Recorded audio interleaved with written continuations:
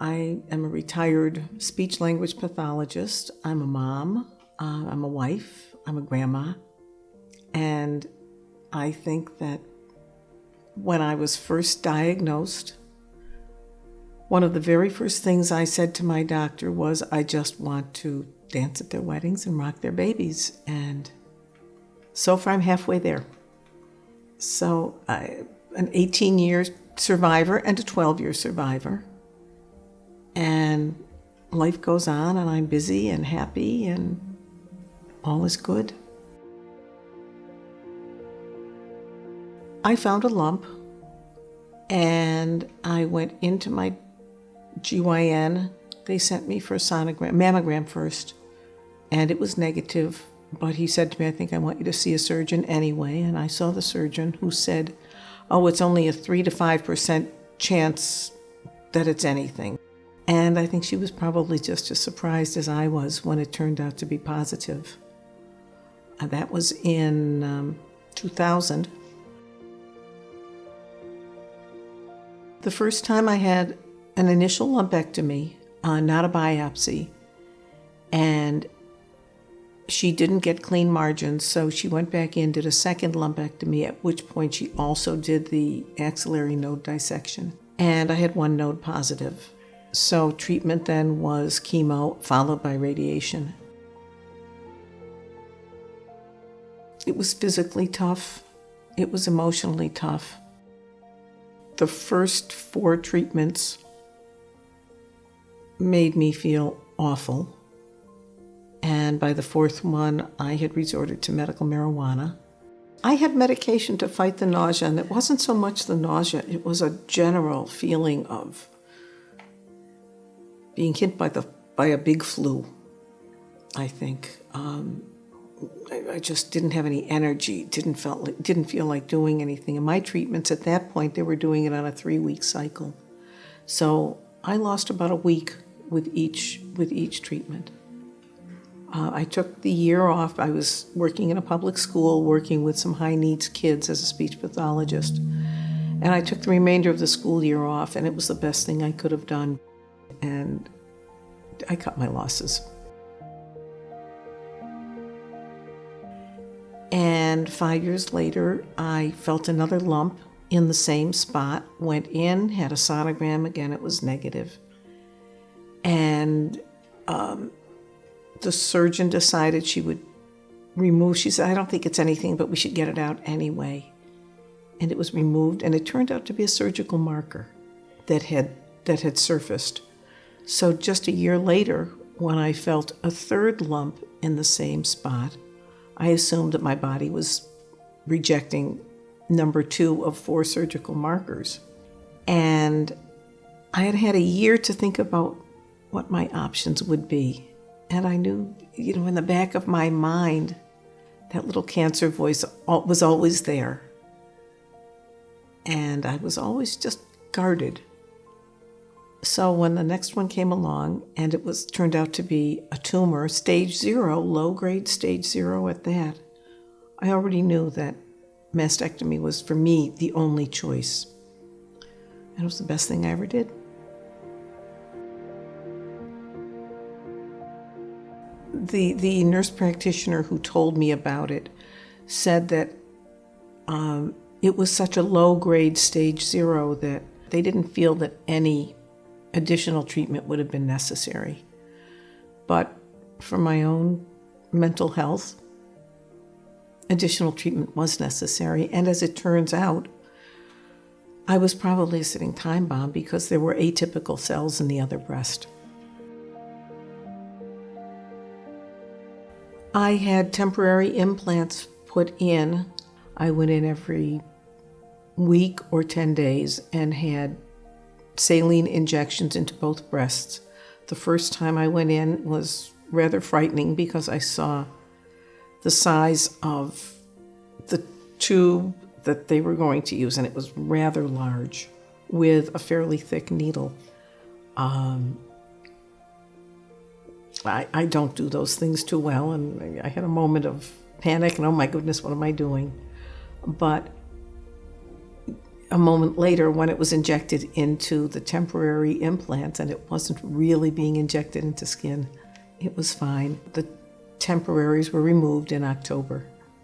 And when that healed, I had the nipples made and nipple tattoos done. I think it was the moment I first found out. I was moving into my house that I live in now. The movers were carrying boxes in as I was on the phone with the nurse. And my whole world came crashing down when it was only supposed to be a 3 to 5% chance of anything. I went about my business thinking that I was good to go, and this was just a little thing that had to be taken care of, and off I'd go and live the rest of my life as I had been. And it was just a huge, huge shock, and I fell apart. For the first couple of weeks, I was just a wreck. And then I don't know what happened, but I kind of picked myself up and filled my glass halfway, the way I've always lived. And my glass has been half full ever since. I feel terrific. I really do. Life goes on. Life is good. I'm busy. I'm active. I'm probably more active now than I ever was.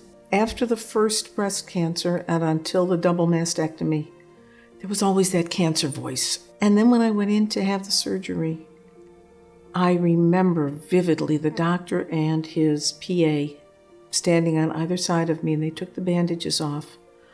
I looked down to be sure that my breasts were gone. And even now I feel emotional thinking about it. It was such a relief that the tears just poured down my face. Happy tears. I tend to cry for the happy things, not the sad things. And the weight of the world had been lifted off my shoulders. The worry was gone. Of course, anything can happen. As I've always said, none of us know when we can be hit by a bus crossing the street. But I knew that breast cancer was a thing of the past for me. At that point, my son was 20 and my daughter was just turning 9. Interestingly, neither one has a lot of recall about that time. They both kind of blocked it away the first time. And the second time was different. They were 6 years older. My son was engaged at that point. And when everything was completed, the day that the nipple tattooing was done, that night my son and future daughter-in-law came over to the house with a bottle of champagne and a cake. The cake, we call it the boob cake. The picture of it still sits in my refrigerator today. My son finally felt like everything was over and he had his mom back. And my daughter too, she's been one of the best supporters. She doesn't recall all that she did, but as a 9-year-old, I'd be in bed when she came home from school and I'd hear noise in the kitchen. And she'd come upstairs with a plate of healthy snacks, some cheese and fruit, things like that for 2. And she'd get in bed with me and we'd have our healthy snack. And to this day, she was one of the only people, even as a little person, who said to me, "Mom, how do you really feel about this?" And she was 9, 10 years old when she said that. I don't know that those feelings really changed, even though the modesty is different.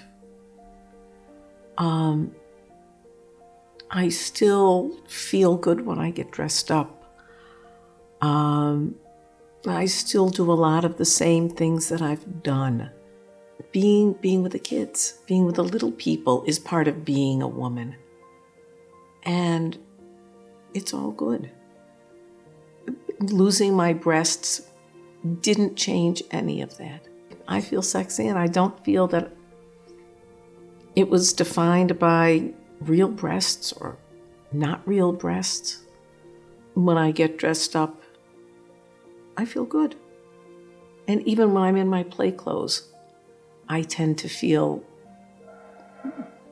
more of that athletic, sexy feeling. And I don't feel that my image has changed that much. Fill your glass halfway. Be positive, because your attitude is going to help you get through this. Look at all the options. I know that the fear that I lived with for 6 years before I had the mastectomies was pretty heavy. I know the relief I felt after the surgery was, it just, the weight of the world was lifted off my shoulders and my chest. And when I have spoken with other women and they ask, what do you recommend that I do? I said, I can't tell you what's right for you, but I know that for me, having the bilateral mastectomies made all the difference in the world.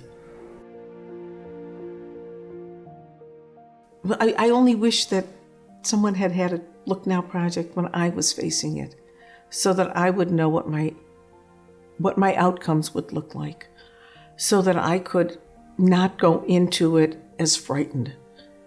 And by participating in Look Now, I feel like I can offer that option for other women and for men, for the husbands, for the partners, for the significant people in the breast cancer survivor's life, so that they know what their partner's going to look like and that it's all okay.